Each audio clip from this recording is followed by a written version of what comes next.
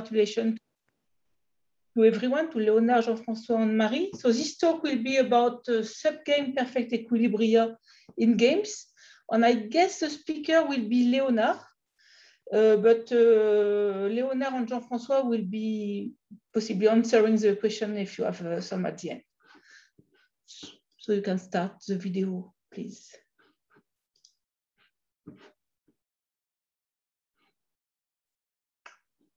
Hello, thank you for the invitation. In this talk I will tell you about the paper Subgame Perfect Equilibria in Mean Payoff Games, written with Jean-François Raskin and Marie van den Bogart. First, let us define mean payoff games. The model that we use for a game is a directed graph whose vertices are often called states and whose edges are often called transitions. Each state is controlled by one player. So, for example, here the vertex A, or the state A, is controlled by the player circle, and the state B is controlled by the player square. In a mean payoff game, each transition is labeled by one real weight for each player, and that weight represents the immediate reward that the player gets when that transition happens.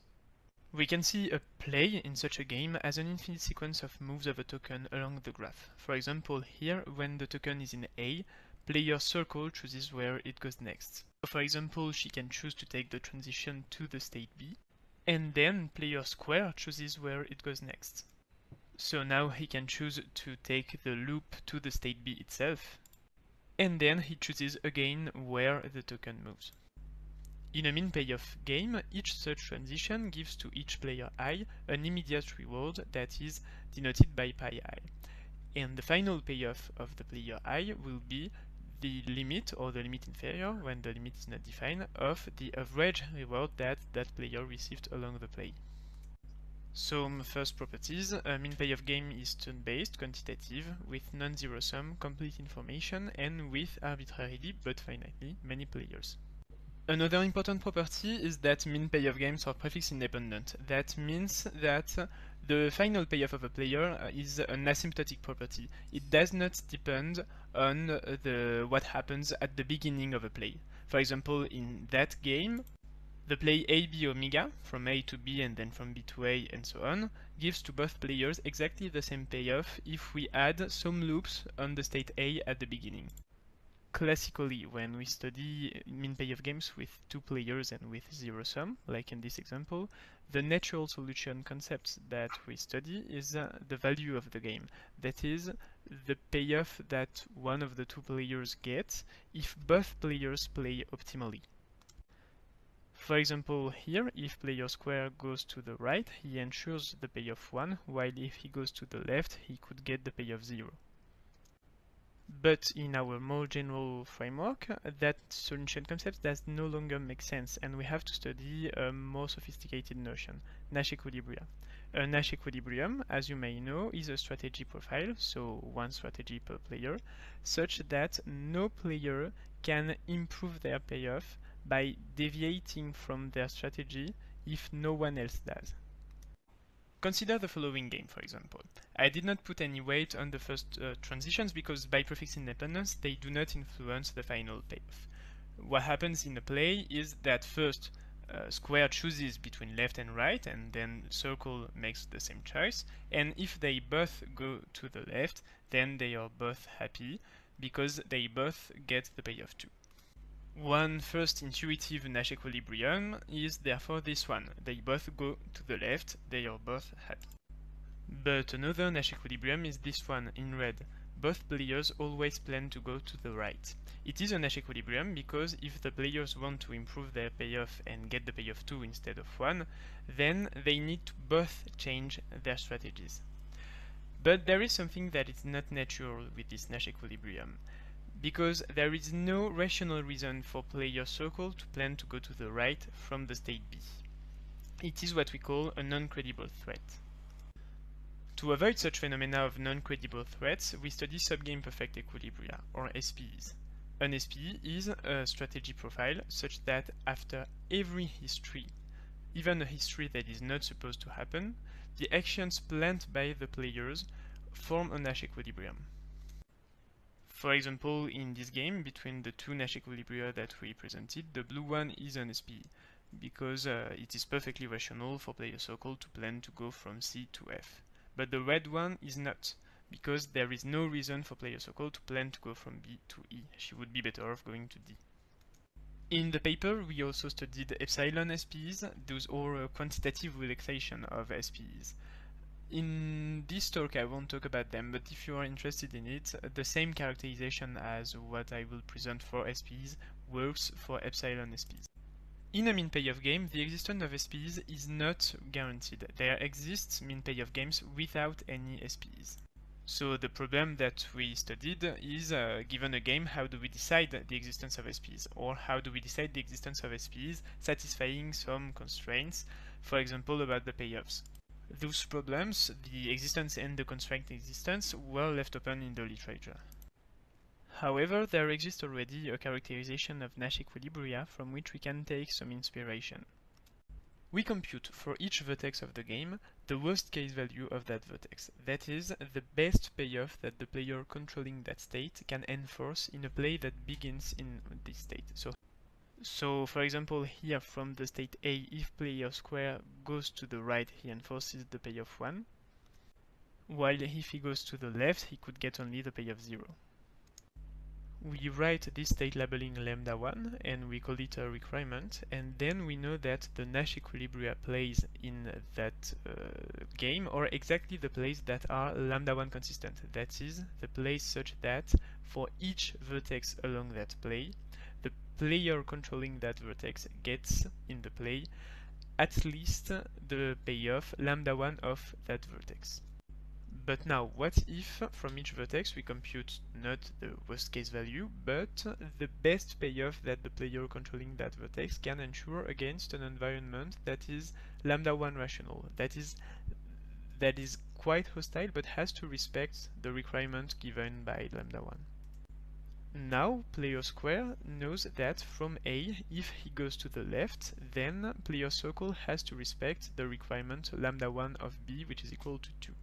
Then he has an incentive to go to the left because he gets at that moment the payoff 2. So this provides us with a new requirement, lambda 2, which is equal to 2 on the state A. And then we notice that the SP plays in that game are exactly the plays that are lambda 2 consistent. But now we could wonder what happens if, for example, the players have to play lambda 2 rationally, and so on. Those updates will be captured by what we call the negotiation function. The negotiation function is a function that transforms any requirement, that is, any function that labels the state of the game by real or infinite values, into a new requirement, nego of lambda, which labels each vertex by the best payoff that the player controlling that vertex can ensure from that vertex against a lambda rational environment. What do we call a lambda rational environment? We can see the situation as follows. We have all the other players coalesced against player I. They follow their strategy profile and they have a strategy for player I that they propose to him, that they assume that he will follow, and so that if player I accepts to follow that strategy, or eventually accepts, then everyone gets their requirement satisfied. The play that will be generated will be lambda consistent. But in the negotiation process, player I will finally choose his strategy, which can be sigma I or which can be completely different. But the coalition against player I has chosen its strategy profile and the strategy proposed to player I in order to minimize the final payoff that player I can hope for.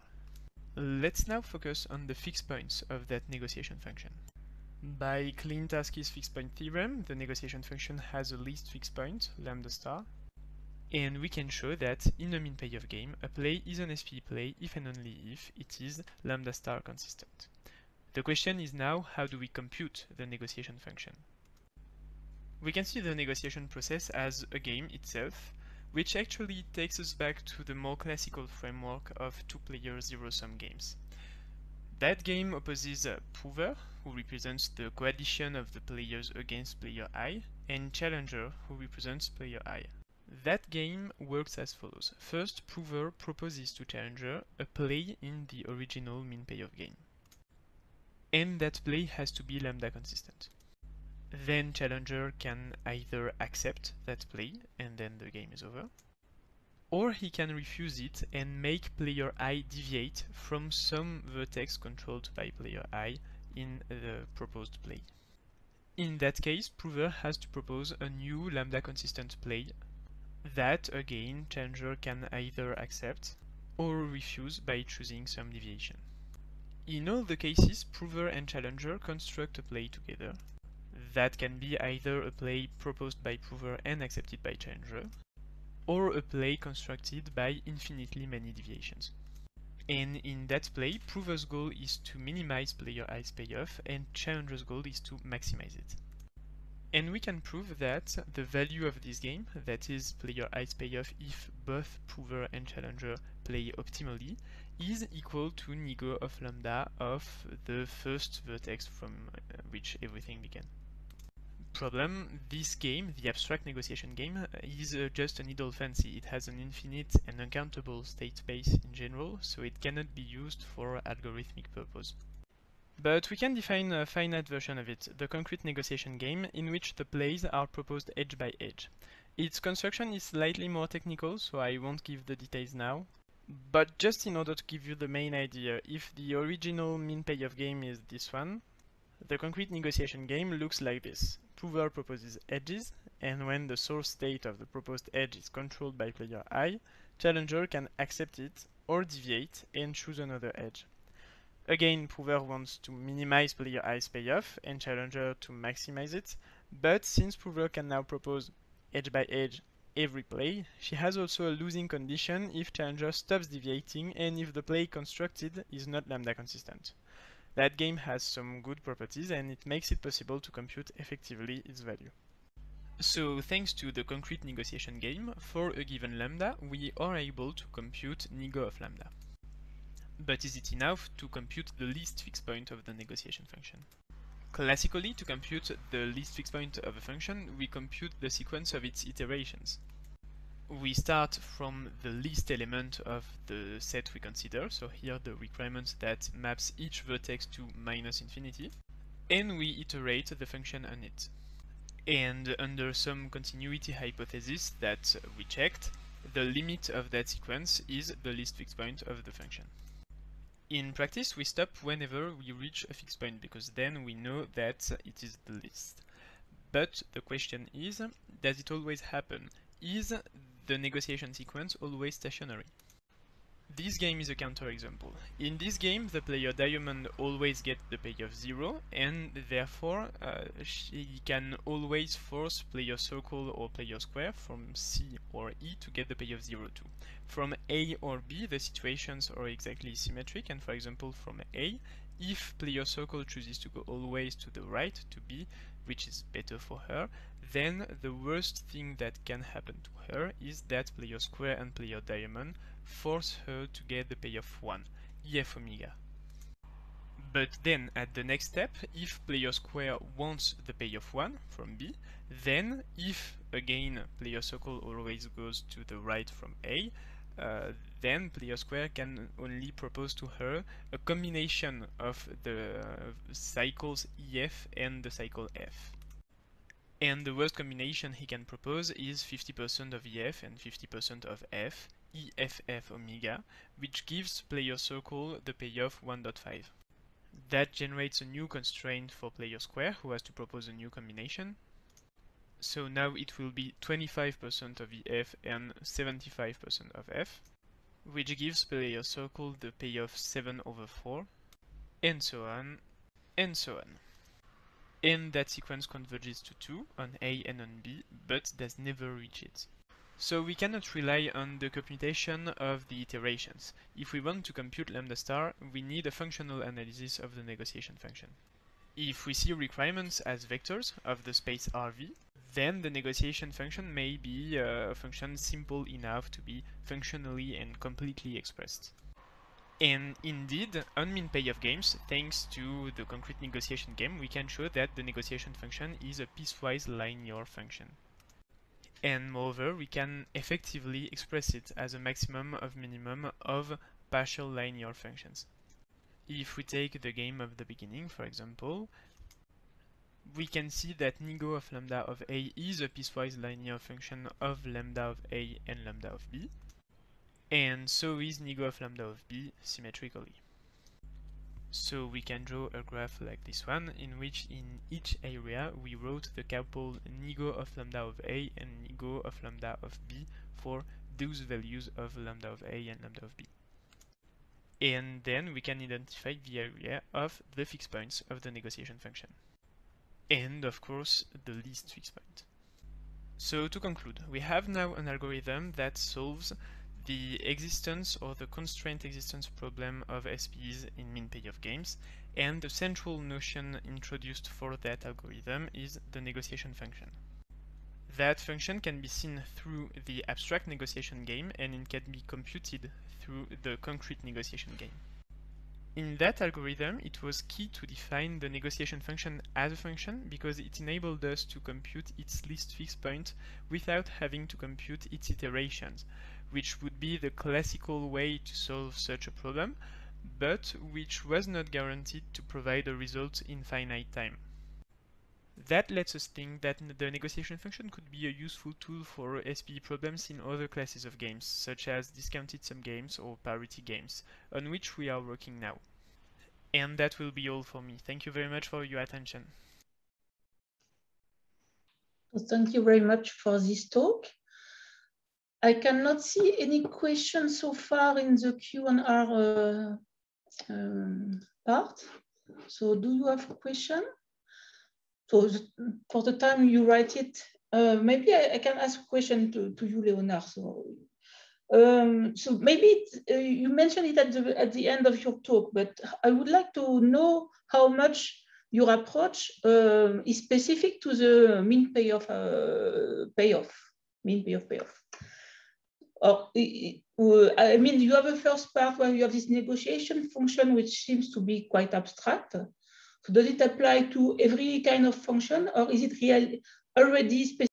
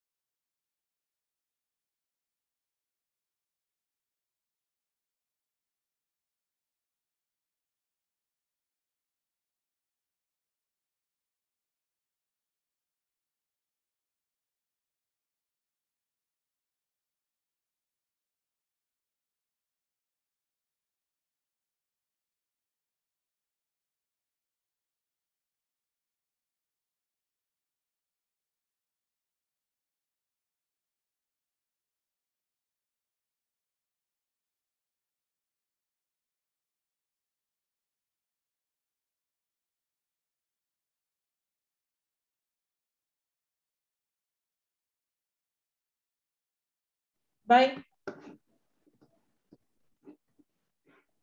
Bye, Patricia.